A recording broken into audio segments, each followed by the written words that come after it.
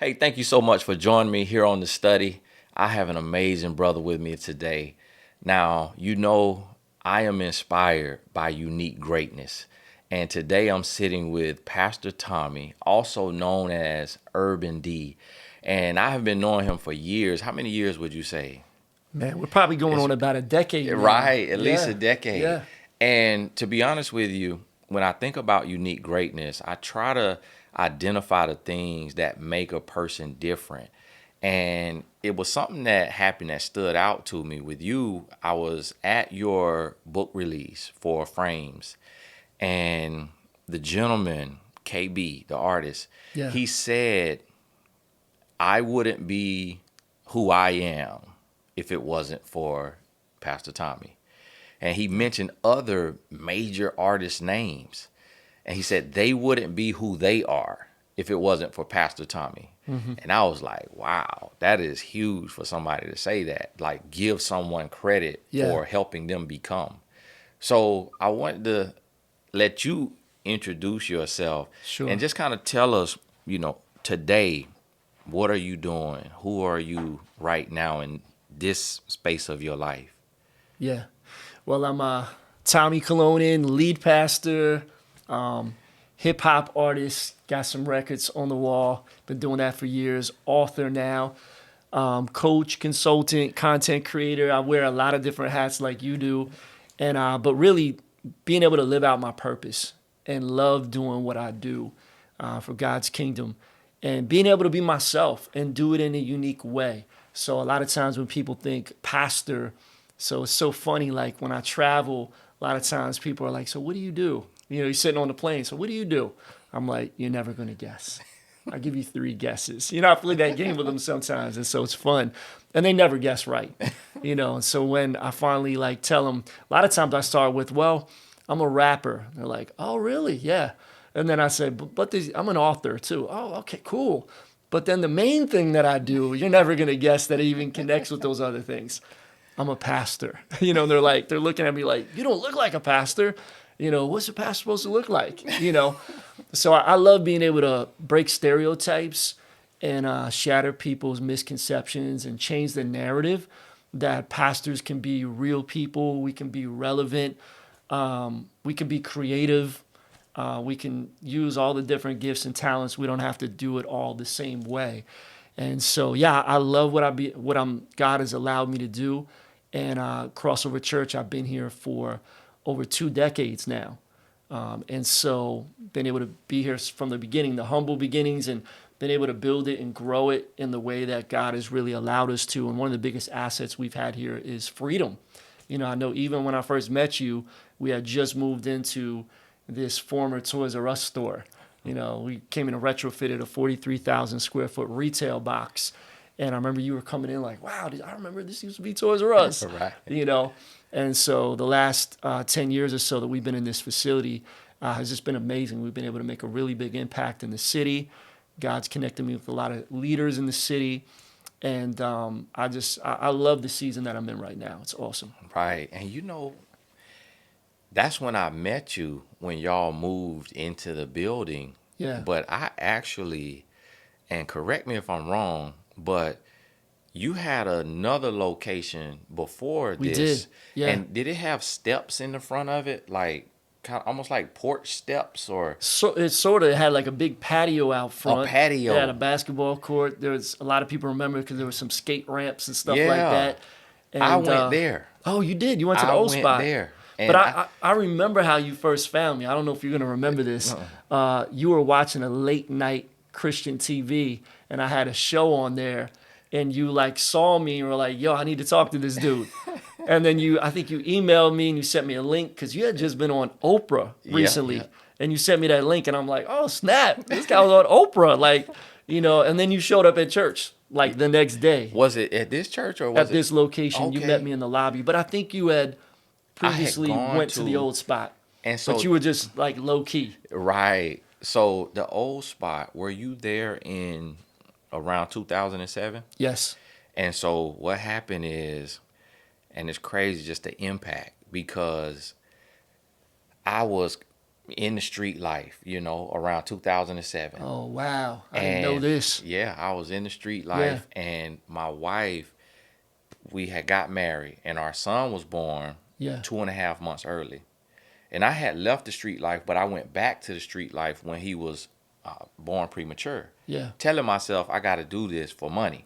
Yeah. Really, it was just trying to be cool. And my wife, she left me for about 3 days. And she said, I told you I'm not going to be with a drug dealer. Mm-hmm. And I had to rededicate my life to Christ in order to be with her. Yeah. And so when she came back, that's when I went to your church. It was around that time. Wow. I can't remember exactly if it was before or after, but it was around that time. And it was your church that like brought me out of that prodigal son. Yeah. Like it was your church that made me feel welcome. I didn't Yeah. talk to anybody, Yeah. but just the y'all used to rap for Yeah. praise and worship. Yeah, that we rap and praise and worship. We still do now. Yes. I mean, we have a whole worship team and we sing, but a rapper might jump in and do like a quick 16 bars in the middle of a fast song. At the other one, Yeah. it was all rap. When I came, the whole thing was rap, and I was like, they got a place like this? Yeah. I'm like, a Christian can have a place like this? Because I grew up, traditional church. Yeah. You Yeah. never seen anything like it. We hadn't either. We were shaping it and forming it like, are we allowed to do this? Can we have rap on Sunday morning? Like, and it's not Youth Sunday? Can we put a DJ up there? Like we were even like trying to navigate it because there was no model to look at. We were just kind of building the plane as we were flying it, Right. But that's amazing, man. I knew you were in the street life before, but I didn't know that you came to cross over the old location during that time and that impacted you. That's great. Man, it hit me hard. It hit me hard. So I say that because that's a part of that unique greatness. And you're living out your story, and you're living authentically. Because since I've met you, you haven't changed. It's not like you chasing a trend or trying to be something else. And that's what kind of leads me to your perspective. And I want to talk about frames, if you could. Yeah, sure. We're out the box.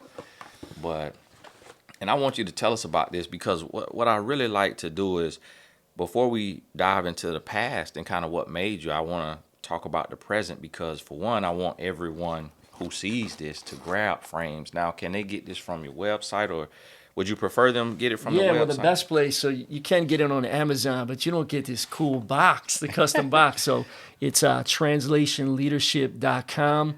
Awesome. But the translation is with a Z, because we gotta mix it up a little bit and be unique. But with that, God kind of gave me this unique idea. First of all, the book is about perspective and what kind of frames that we wear, because your perspective is everything.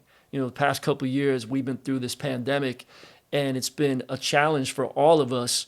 It's absolutely been a crisis. But your vision, your frames, can either see crisis or they can see opportunity in the crisis. Mm-hmm. And so there's some people the past few years that have thrived and done amazing. And then there's a lot of people that have just kind of really struggled and faded out and lost their dreams and their motivation and their hope. And they're trying to rebuild right now. And so much of it is about frames. So God gave me this vision to do this book. But then, I'm an artist, and I'm big on art and creativity and packaging. So he gave me this idea. I've never seen this done before, but to package the book in a custom box. Mm-hmm. And so it comes in a box. Inside of the box, there is a pair of frames. And so I have a clothing brand called Eternal, so it's got the brand on there. And they're all different colors. These ones are green, but most of them are black. There's even some pink ones, red ones, blue ones. And then the book is in there.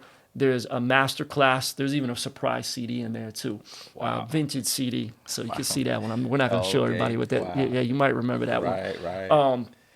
But yeah, but the book has got, some frames on it, and even inside of it, the unique, I love all the little details. I work with my graphic designer. Mm-hmm. So books a lot of times will have like a box with a quote in it. Mm-hmm. We did different pairs of frames that have quotes in it throughout the book. Man, that's amazing. Just different stuff to grab people's attention. And then at the end of each chapter, there's a couple of discussion questions for you to really think about it.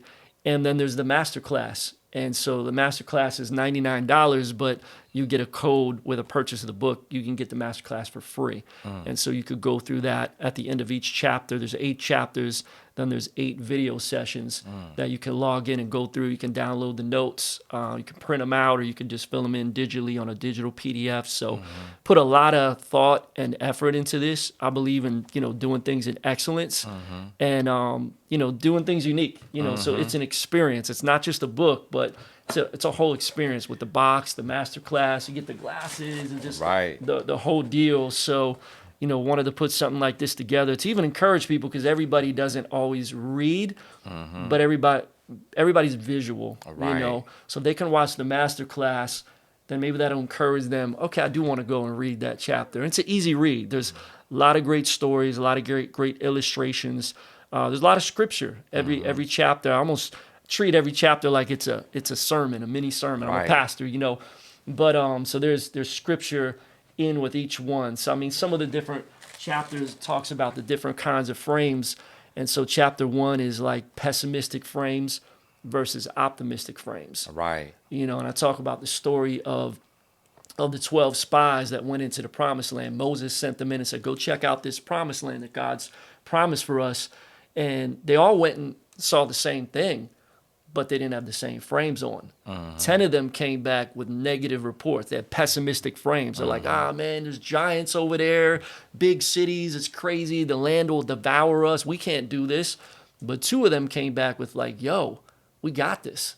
God is on our side. We've seen him do all these miracles. He took us out of slavery. Like, we got this. This is the land God promised to us. Let's go. God's with us. And that was Joshua and Caleb. Unfortunately, if you know the story there from Numbers, the majority, all the people, they went with the negative, pessimistic report. And they're like, nah, we can't do it.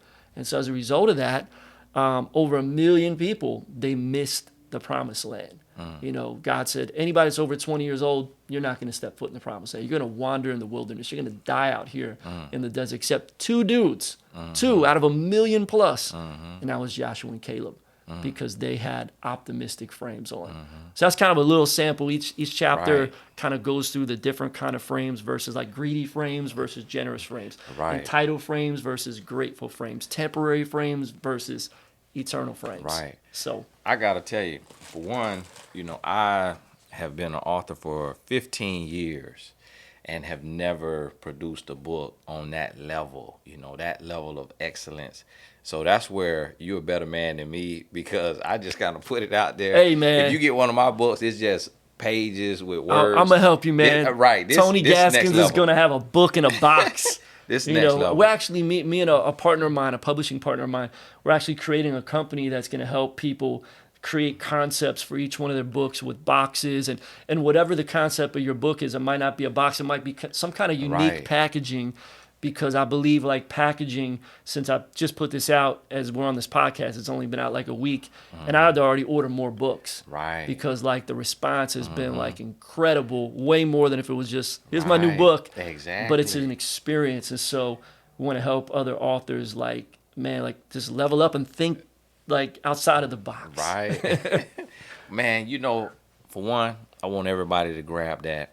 So I haven't accepted any sponsorships or anything for the podcast yet. So what I love to do is support my guests and what they have going. Appreciate it, bro. And so you basically are the sponsor today. So yes, translationleadership.com. We're the sponsor. Let's I'll go. Put that in the description box. So I want to really go back and understand, because you are very unique in your own way.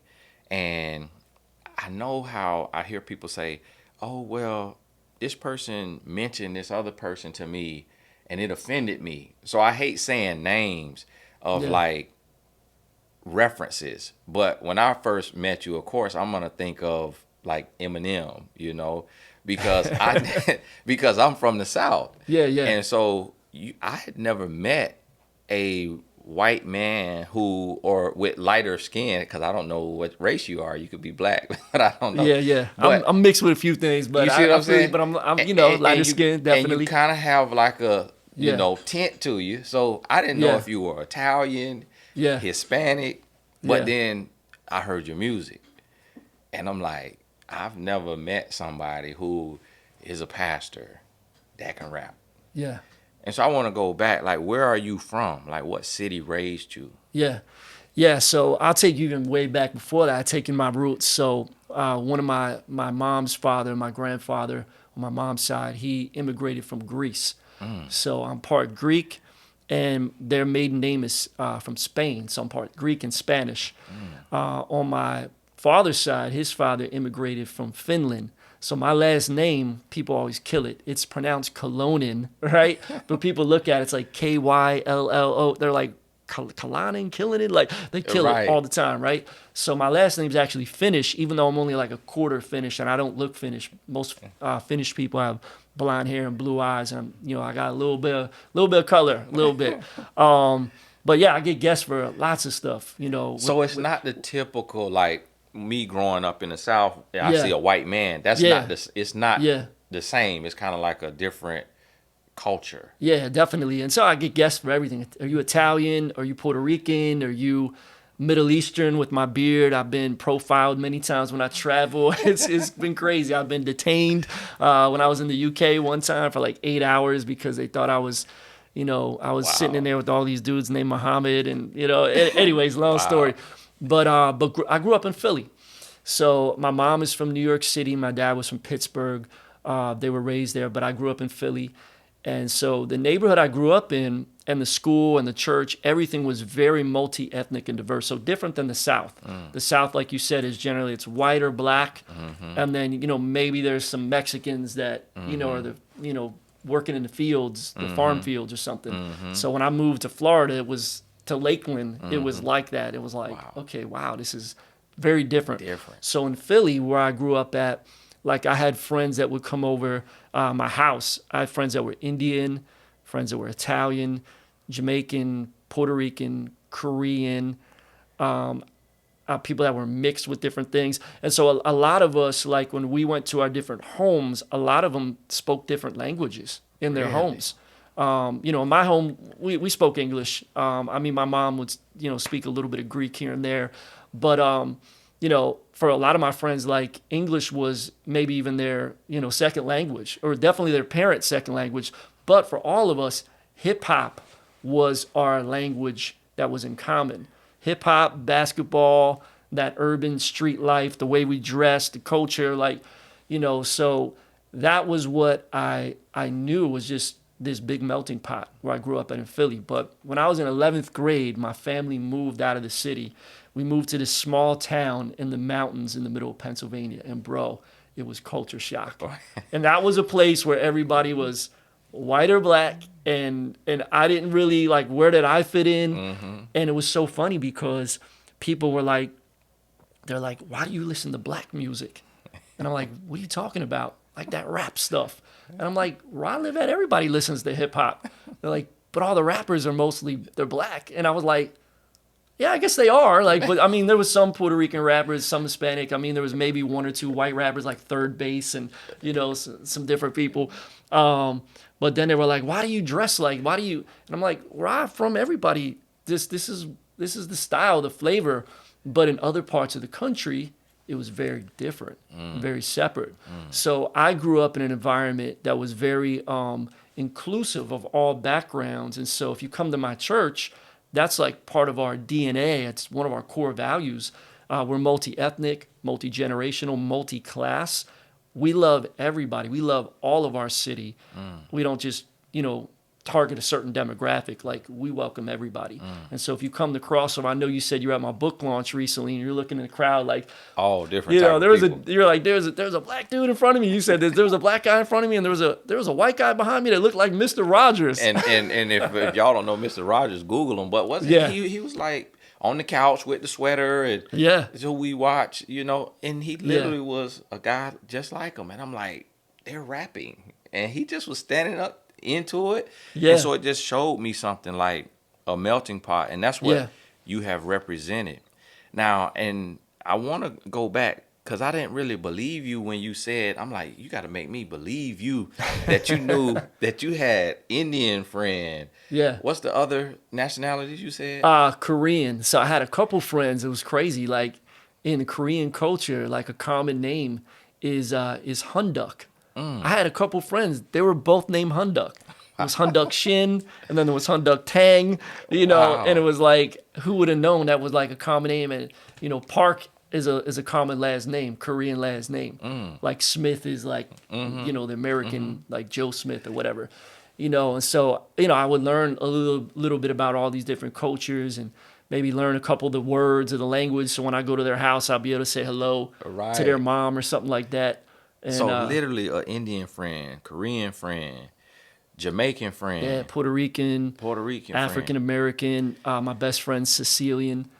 His mom was from Sicily. She could throw down in the kitchen. We'd have some good Italian food for real. That's crazy. So yeah, I was exposed to a lot of different ethnic groups and cultures, and loved it. It makes sense to me now Yeah, because I probably only saw just like in the South in Florida, white, black, Mexican, yeah, and then, Puerto Rican, Yeah. some of the islands, but not like super diverse. yeah, We had some people from Haiti, and you have Asians and stuff, but it's just literally like one person. yeah. It was Tampa's just, becoming a big melting pot now. yeah, now But Tampa is different. I'm Tampa's from different, yeah. Polk County, Polk County, Arbondale. though, yeah. Like I said, I went to Arbondale, Lakeland, and it was like, okay, right. But it makes sense who you are today. yeah. Now, tell me about who raised you. Was it your mom and dad? Yeah, it was my mom and dad, and I'm actually PK. So those of you that are watching this, listening to this, some of y'all might know that lingo. That's church lingo right there. It stands for pastor's kid. Right. So I grew up as a pastor's kid in the church. My dad led a multi-ethnic church right, in the city of Philadelphia. And so I had to go to church every time the doors were open. It was a smaller church, maybe about 150 people. And I grew up and watching the drummer, and I always loved like the drums. I'd be out there like, playing, like acting like I'd be watching them, studying. And by the time I was 12 years old, I became the church drummer. Wow. And so I was up there playing the drums, and I enjoyed that, and I made the best of it. But as I became a little bit older as a teenager, I was sucked into the street life and hip hop and all that. It was such a different world than this church world that I was raised in, and it didn't connect. There was no connection. It was highly different. And so, I started to really kind of get sucked into that world. And as an older teenager, I was made to go to church, but I was no longer like living for God. I believed in God, but I'm like, let me go have my fun.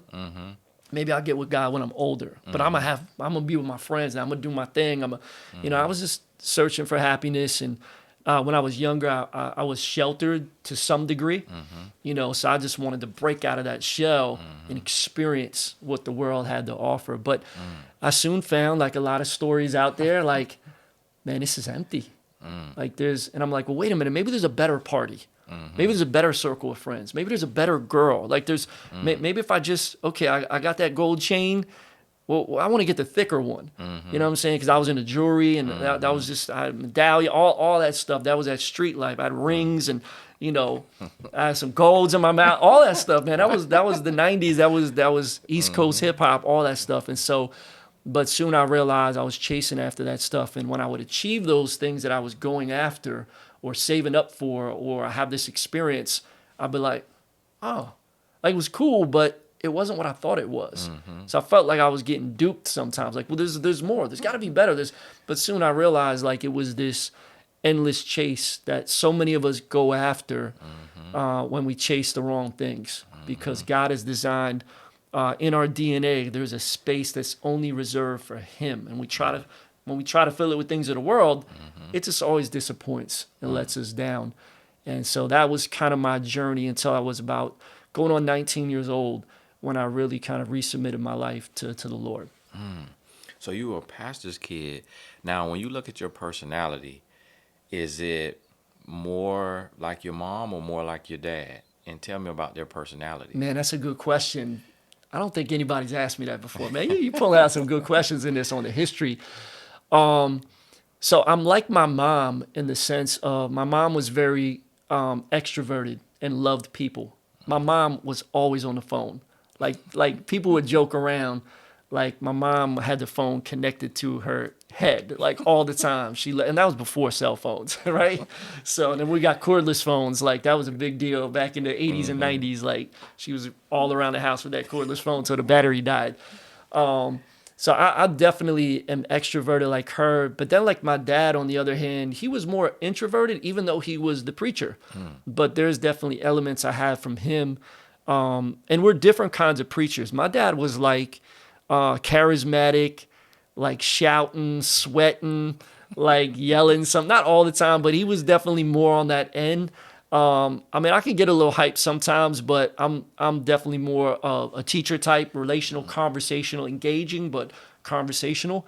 So, but there's definitely some elements of my dad that's there. My mom was 5 foot tall. My dad was 6'4.5". So they were like almost like the odd couple, the way they looked. And I was terrified, man. I always wanted to play basketball, and I'm like, I was terrified I was gonna be like short, like my mom. I'm like, I gotta be tall, like my dad, because I would play ball with my dad, and he'd just be like blocking shots, and he was a big dude. But I'm 6'1", praise God. I made it to 6 foot. But I remember the doctor was like, when you go to the doctor when you're a kid, and they're like, you're probably gonna be about 5'8", according to your growth schedule right now. And I'm like, oh, I want to be 6 foot. Because you want to play ball. Yeah, man. So that was a dream I had, to play ball. But God had other things, I love sports and love music, but music was the thing that really became a big thing for God to open the doors for me. So I'm grateful. So now, it made me feel like hearing what you were around and how hip hop was like a universal language for your friend group. Yeah. But then for y'all to move out to sound like the middle of nowhere. The sticks, bro. Was it? Yeah. Do you think when you look back, like, was it work that called them there? Was it trouble that sent them there? Or were they trying to save their son? Yeah. Like, we're losing our son. It was, I'd say it was a little bit of a combination of both. I mean, it was definitely, my dad felt the season was coming to an end at the church that we had been in Philly. He had been there for many, many years and grew it. And he left on a really good note. The church was like 3 times the size that it was when he first had started there. A lot of younger families, but felt like his season was up. And I was starting to get into a little bit of trouble, and they were concerned about the friend group I was with. And it was that exact summer, because we moved in the summer when I was getting ready to go into 11th grade. That exact summer, my friend group, everybody ran away from home. Like all my friends ran away. And like three of my closest friends ran away, and one of my other friends got locked up. And it was like, so everybody was doing things they shouldn't have did, but then it was like, and so when your closest friends are running away, you're thinking about like, man, maybe I should go with them. Maybe we could go, and then I started dating this girl that her brother was the biggest drug dealer in the Frankfurt section of Northeast Philadelphia, which is kind of a rougher section at the time. And he was the biggest drug dealer, and she was like, just come stay with us. Like, come stay. My brother will set you up with a place to stay. He'll give you a job, and then you can be with me, and you don't have to move out to the middle of nowhere where we can't be together anymore. And so I'm having these conflicting views, like, maybe I should just stay. I don't want to move. But then part of me is like, maybe I need a fresh start. I need to get away from all this. So I had this battle that was going on inside of me. And but I did end up moving. I know my parents probably would have found my mom. She was relentless. She would have found me, and like, you know what I'm saying? I was 15 going on 16. And I was like, I was into the street life. I liked it, but I wasn't like at 15 going on 16 ready to become a full-fledged. Like I was like, that sounds exciting and intriguing, but I was like, but I would go and hang around some of those dudes. I'm like, yo, this guy's getting shot out here, and the girl I was dating was like, yeah, my old boyfriend, he comes around still, and he was like older. He would come pull up in his car and be yelling at us and threatening. I'm like, you know what I'm saying? So, but I ended up going to the mountains of Pennsylvania, and it saved my life. Because if I would have stayed in Philly, the trajectory that I was on, I felt like God did save me from a lot of heartache. And even when I moved, there was moments I'm like, man, I'm gonna go back. I'm leaving. But I got involved in basketball and sports, and that kind of helped give me something to do. And but I quickly realized as I look back at Philly, like, wow, I think I got out of there just in time. Yeah. Now, that young lady whose brother was a drug dealer, what was her race? She was Puerto Rican. Puerto Rican. Okay. Yeah. So her brother was Puerto Rican as well. Yeah. Okay. That was interesting because I try to understand like cultures. Yeah. And for the people watching, I'm not perplexed by race or anything or racist, but I ask a lot of like Yeah. trying to understand how cultures influence us and like our path and where we come from. And Yeah. so I was thinking when you were saying that she was black. Yeah. And because I'm thinking Philly, I'm thinking Yeah. drug dealing. Nah, there's a So lot of Puerto Ricans in Philly. see that I'm so married to Puerto Rican, so I'm man. glad I asked because Yeah. that helped me see another side of, Yeah. life. Now, what hit me when you were saying that is on the spiritual side of things, I'm like, man, and I could be completely wrong here because you are like a theologian. But when I think of it spiritually, in my mind, just on the outside looking in, I'm like, the adversary wanted him from a young age. Yeah. Like Yeah. your life was you were trying to he was trying to sift you Yeah. like wheat from a young age. And so when you said that, I'm like, the extent that the adversary will go to block this today. Yeah. And but also the protection and the obedience of your mother and father. Mm-hmm. Because them moving, that's hard to do, to uproot Yeah. your whole life. Like I think about moving my family right now, that's a lot. And then to go from this city to Yeah. go to like the woods, that's huge. When you think back, did you ever have a moment to where it really hit you? Like you were appreciative of your mother and father for making that move? Yeah, there was definitely some moments when I would make those phone calls back to Philly. And you remember long distance phone calls? Some of y'all younger cats need to Google that. We used to have to pay extra fees, so I wouldn't be even allowed to talk to my friends from Philly for that long because it was like 10 cents a minute. Right. It was expensive, so it would add up. So you have a couple minute conversation, it could be like, and that was a lot of money back then, it would add up. Right. So my parents would be like, you only get to talk to your friends one time a week. You get like 10 minutes or 15 minutes. And so it was after one of those phone calls that I called my friends and was just kind of listening to where they were at, what they were doing, what they were into, where I realized like, yeah, even though part of me wants to be there, it's so much better that I'm not. Like, where are they going in life? By that time I was a senior in high school. I was in 12th grade. I'm like thinking about my future. I'm like, what are they even going to do? They don't even have any plans for a future. They're not even thinking like that. And I'm starting to think like that because I'm in a different environment. I'm in a different circle. In Philly, none of my friends had cars. None of them, we weren't even thinking about cars because car insurance was so expensive in the city. Back then, this is like 90s, early 90s, it would be like $350, $400 a month to get car Wow. insurance if you were like under 18. So, I mean, even if you had a job, minimum wage back then was like what, $3, $3.50. Like you wouldn't even be able to pay for your insurance if you worked like crazy. So it was totally out of reach. And most of our families had one car. Some of my friends, they didn't even have a car because they took the subway or the bus because public transportation was like, in those big up north cities, it comes all the time. So a lot of times you don't even need a car. It's hard to park. It's expensive to park. A lot of people don't even want to own a car. So when I moved to this small town like in 11th grade, going into 11th grade, everybody in my class had a car and they were driving. And I'm like, what? But there was a part of me that was like, this is cool. This is freedom. Like we could, if we wanted to go somewhere in the city, we had to ride our bikes or get on the bus and, or get a ride from our parents but my friends, I went out in a car. A girl picked me up and took me out on a date and she drives. Wow. You know what I'm saying? So it was like that. There was kind of like, I've never thought about even getting a car. Now I'm like getting a job. I'm saving up. I'm going to get a car. And I got my first car like about a year after I moved there.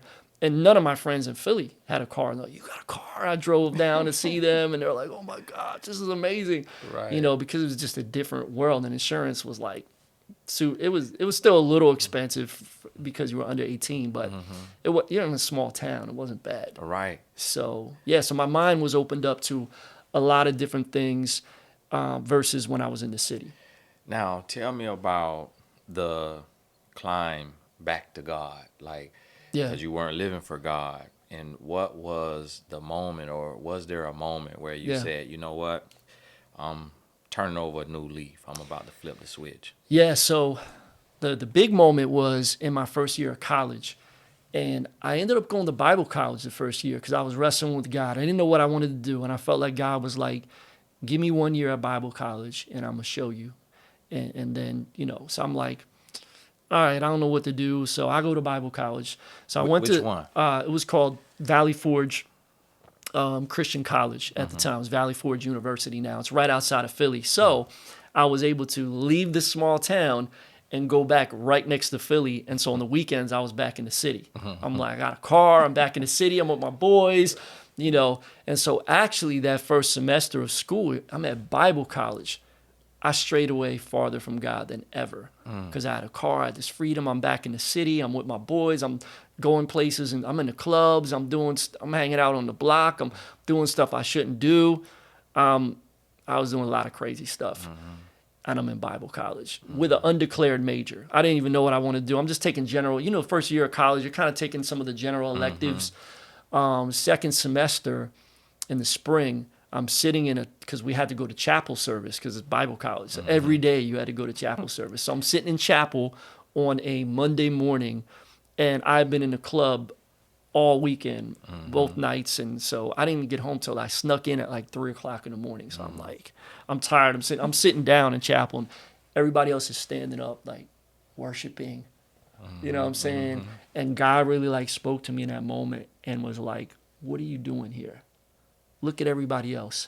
And some of these people, they're studying to be missionaries and pastors and youth pastors and counselors. And, like they have vision for their life. They're worshiping God. They're all in this moment. And I'm just there like kind of with this hangover from being at the club and being up all night throughout the weekend. And God was like, either serve me and commit your life to me, or just go and live in the city and hang out with your friends and get a job and miss what I have for you. And it was like that ultimatum that I felt God saying. And I knew in that moment, like, I got to stop playing around. I was playing around with God, and I was like, God, I'm going to serve you. Because I tried all that stuff, and I realized it's empty. Maybe there's a better club. No, there's not. I've been to so many different places. I've been hanging out with my friends, doing all this stuff I wanted to do, and it hasn't fulfilled me. It's made me more empty. And so at that moment, I submitted my life to Christ, rededicated my life to Christ, and got involved in ministry. And so if anybody's watching this or listening, I would encourage you as well, like, get involved in serving in some capacity. Because when you start to serve other people and you're not just thinking about yourself, it begins to do something inside of your spirit. At our church, we call our volunteers activators, because the Holy Spirit begins to activate something in you when you serve others. Philippians chapter 2, Paul talks about think of others before you think of yourself. How often do we do that really? We don't really do that often, but if we're intentional, we're like, man, Tony, I want to serve you today. How can I help you? How can I make your day better? How can I, inspire you? How can I speak a word into you? How can I just help you with something? You moving? Let me help you come and move. I talked to a brother last night on the phone. He flew out to a different state to drive 17 hours with his friend to help him move to a different city. I'm like, man, you are a good friend, bro.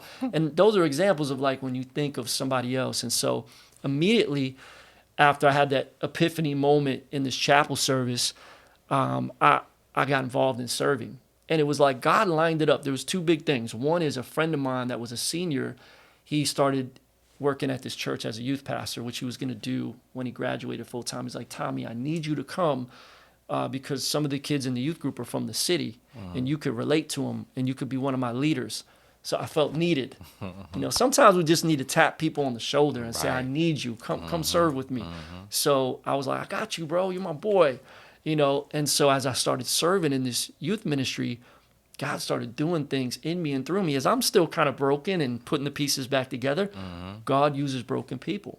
The second thing was some girls came up to me. They were starting a homeless ministry in the subways in Center City, Philadelphia. They were going to go down at 10 o'clock at night and give out blankets and sandwiches to people that were really homeless. And so they were like, we know you from Philly. We need somebody that understands the streets. And I was like, yeah, I got you, girl. You know, I felt needed, right? And so when I went down in the subways in Philly, it was the early 90s. It was the crack epidemic era.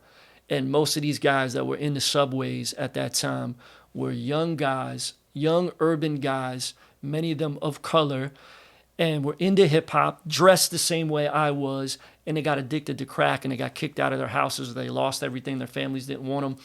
And so they were attracted to me because I could relate to them. Most of the other people from my school were from the suburbs or the country, and they like, hey, how you doing? You know, and so they were attracted to me as I had that flavor.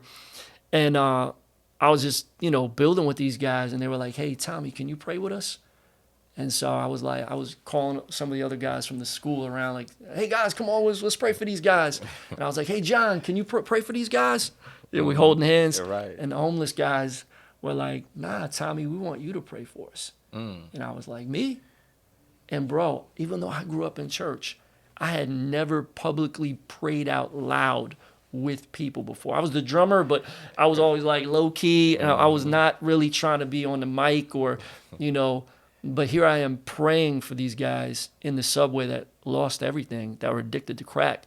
And I'm praying for the first time, and I'm doing ministry. And then I'm at this youth group serving with these kids that are from the hood, and I'm pouring into them. And then God put that call in my life and said, this is what I want you to do. I want you to do ministry in the city and reach all kinds of people. And how old were you? I was 19. Yeah. 19. So now when did the music come in? Like you being an artist? Yeah. Yeah, so growing up in Philly, I was always into hip hop, loved it. I was into graffiti as well. There was graffiti everywhere, so I was out there doing that sometimes. But I started rapping on the bus when I was probably about 13. I was doing other people's verses that I heard on the radio and mixtapes I had. And then I started to write some of my own stuff as well. And the first place I actually rapped, believe it or not, was church. Because I wrote a Christian rap, and my dad let me rap at the end of a service on a Sunday night.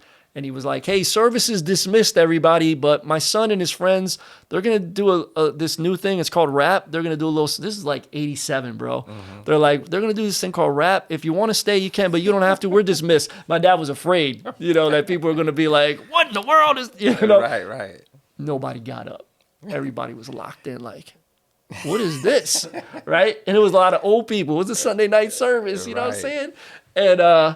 And that was my first time to rap, and we got a standing ovation, me and my friends. And so then I started to rap at some talent shows and some different events at school. Did a little bit of stuff at church, but I wasn't living for God, even though I wrote a couple Christian raps. But then when I committed my life to Christ, I was ready to really just be like, hey, look, I'll change the way I dress. I'll listen to choir music. I'll become a church nerd. Like, I want to do what you have for me, God. Right. But God quickly was like, no, I want you to be who I created you to be, the unique environment you grew up in, the passions, the talents you have. I want you to use those things to reach other people like you. And so when I had that green light from the Lord, then I started getting serious about my music. And all through when I was in Bible college, I transferred my second year to Southeastern in Polk County, in Lakeland. And I started a hip hop ministry there where we would go into juvenile detention centers and prisons and youth groups, and we did all kinds of outreaches and stuff. And then when I graduated Bible college and came to Crossover to start the youth ministry, I wasn't getting a full-time salary, so I was going to get a job waiting tables like I did in school. I was going to do that a couple nights a week. And my pastor said, why don't you make an album?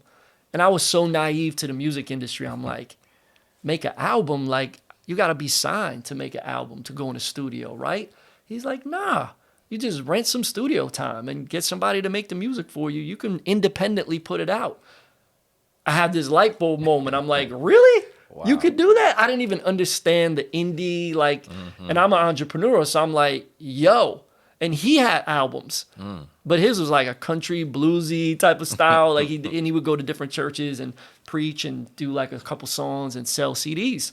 And I'm like, yo. So within 2 weeks, I met a dude that made beats, and so right back there, that's my first album, 1996. It was called Keep It Real. Wow. So I got the idea to do the album in January. He dropped that on me. Right. I released that album by the summer. Wow. Yeah, and then so that was independent in '96. Then I did another album in '98 called The Answers. That was independent, and then I ended up getting a song from that album that got put on a national compilation with all these other artists I listened to, Christian artists. I was like, oh my gosh, I can't believe I'm on this compilation. Right. And my song became the most popular one. It was called Roots on the compilation. I'm like, oh my god, this is crazy. I was charting on these like obscure Christian hip hop internet charts. I was on the top of the charts. And so some record labels started to call me. How old were you here? I was 23 when that came out. So it's still 22, not too late for 22 when I was working on it, but 23 when it actually dropped. And then my first national album, The Missing Element, signed to a label, came out in stores everywhere in '99.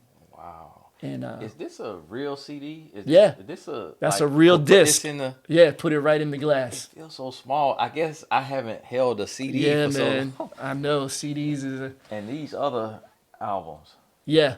Wow. And so the biggest project was the 2007 Unorthodox. That was on EMI Gospel. We did a double disc. It was a CD and a DVD documentary on kind of our story of the church.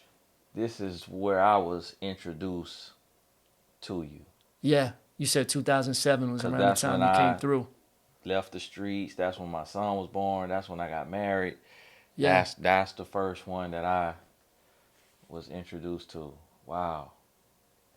That's amazing. That is amazing. Now, let me ask you a question just for, because typically, ideally with the study, what we would like to do is kind of immerse ourselves in the world. So it'd be great, like, we'll probably get some B-roll from you of like a church service to just kind of go. Yeah. But if you could think about this for a second, and I give you, 60 seconds, 120 seconds, while we're on camera, of your most impactful bar, or what would you call 2 bars or 4 bars that you've ever written? Yeah, that's a good question, man. You're pulling out the good questions, man. You're really making me think. And if nothing comes to you on that, another test would be to write a bar for us now using the word microphone. Okay. So I had this bar on this album, The Missing Element, that was really clever. That said, let me try to think about exactly what it said, how it went. It was saying, some of y'all are so blind you couldn't feel me if I wrote it in Braille. Step off the scale. Something like that. But it was just really this metaphor of it. You're so blind you couldn't feel me if I wrote it in Braille. You know what I'm saying? Because you got to feel the Braille. Right. That was I think a really clever line that I did. But then just off the top, freestyle. If you're from Philly, you got to be able to freestyle a little bit. So, So my man Tony Gaskins asked me to rap about a microphone. I'm here at Crossover Church. This be my home. 813, but I'm from the 215, but I'm representing Jesus Christ because he's alive. Wow. And see, that's what makes me respect the art so much, because honestly, people try to believe that we could do anything. Yeah. And or that everybody can do everything. But I cannot rap. Like, I write poetry, I write books. Yeah, you've done like some poetry, spoken word type stuff. Yeah. But I cannot rap. So it has really made me respect the art form. And when I listen to y'all's music, I'm like, this is a gift. This next level. So we've come all the way up for the most part. And I want to ask you, who else, can you name another pastor in the country that is just like you? Yeah. Yeah, there's definitely a tribe of us, and we do a I mean that rap, yeah, yeah, preach, and like diverse like yeah, type of story, Philly. absolutely. There's not a ton of them, but there's definitely some. There's a tribe of pastors, and we do a conference here every year at our church called Flavor Fest. It's an urban leadership conference, and we gather usually about 400, 500 urban church leaders, pastors, artists, entrepreneurs that come and are a part of it. And we've been doing this for 2 decades. We've trained over 5,000 leaders. And so at that conference, I connect, and as I travel around, I've connected with a lot of people. So a couple guys that are like me. There's a guy up in Lansing, Michigan, who planted a church, came and did a residency with us, lived here with his family for a season, and then went back to Lansing, Michigan, and planted. It's a church called City Life, City Life Lansing. And so I think they just turned 6, and they've got about 500 people. They do a couple services. They meet in a school. It's super diverse. He raps. His name is Jerome, and he's a white guy. I mean, he's straight white. And his name is Jerome, right? He's married to a Hispanic wife, Crystal, and he raps. And he has a record label, and there's all kinds of artists at his church, and so they're really big on art and film, and like they're just killing it, and they're big on outreach, and they're doing such a great job. So another friend of mine, Von Juan, he's a pastor. I just went to go minister at his church in Houston, Texas. He's African American. He's a rapper. He's an entrepreneur. He's a pastor. He's writing a book right now. Leads a church called Fellowship Houston. He's doing a great job. They're doing multiple services. They just got a new building during the pandemic. This other suburban church blessed them with their down payment, $250,000 for them to get their mortgage on their building. So just amazing stuff. I mean, I could keep going. There's So a it's list a of movement. my boy Richie Righteous. He's in Queens, Jamaica, Queens, New York City. He's a rapper. He's a pastor. Been to his church. It's called Church City USA. Been there multiple times. So I mean, there's at least about a dozen guys that I would say are rappers and pastors. Definitely a unique breed that we are. And when you say about a dozen guys, like when we think about there has to be like 1 million pastors in America. Yeah. So even though it may Yeah. be 100, it's like y'all are a remnant. Like Yeah. y'all are leading a movement. Yeah. And it's crazy when you just said this gentleman got 250K, Yeah. blessed him. Miracle story. That lets me know that the space that y'all are occupying, that you're occupying, is destined by God. Like Yeah. God has appointed Yeah. you to that space. God's doing miracles. So many miracle stories. And we have lots of miracle stories here at our church. We shouldn't be here, but like God has just lined everything up little by little. If you're faithful, if you're consistent, you'll watch. Like you look at other people's stories, like, man, they got such a story. That's what I used to say. I would just say to you out there, like, just keep being faithful. You're going to have some stories as you grow and mature and you stay faithful. Because we're sitting in the old Toys R Us. Yeah. And that's bigger. That's a bigger vision than I can see. And like me sitting next to you, I'm like, man, this is a man that I'm sitting next to, and he's in charge of Toys R Us. Yeah. Like This is 1 acre under a roof. That's right. what it is. And so Yeah. that's crazy. So listen, make sure you get frames. We could go deeper, and we're gonna have Yes. Pastor Tommy on again. But what this really says to me, and what I'm pulling from this study, is that we all are uniquely designed.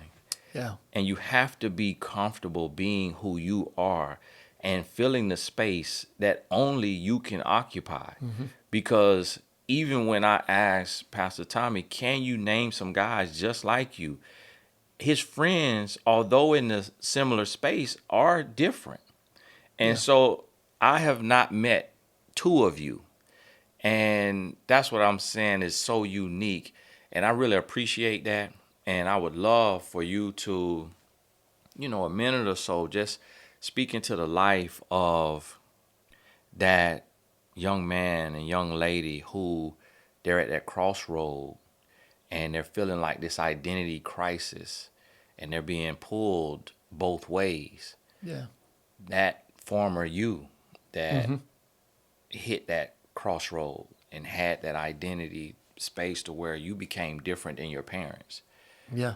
and you occupied something else, but yet it became real and authentic and not just, like a imposter syndrome. Like you Yep. really, Yep. that's who God built you to be. Like, what would you say to those individuals? And this may also be Sure. adults in their 30s and 40s. Sure. Yeah. I know that all of us in life, we face like some giants in front of us. And so as you're saying that, it just reminds me of the story from the scripture of David and Goliath. And so here was, nobody wanted to step up to this giant that was taunting the army for days and days, like saying, come out here and fight me, you know. And so David, if you know the story, he was just a shepherd in the field taking care of the animals, but his brothers were in the army. He went to bring them some food.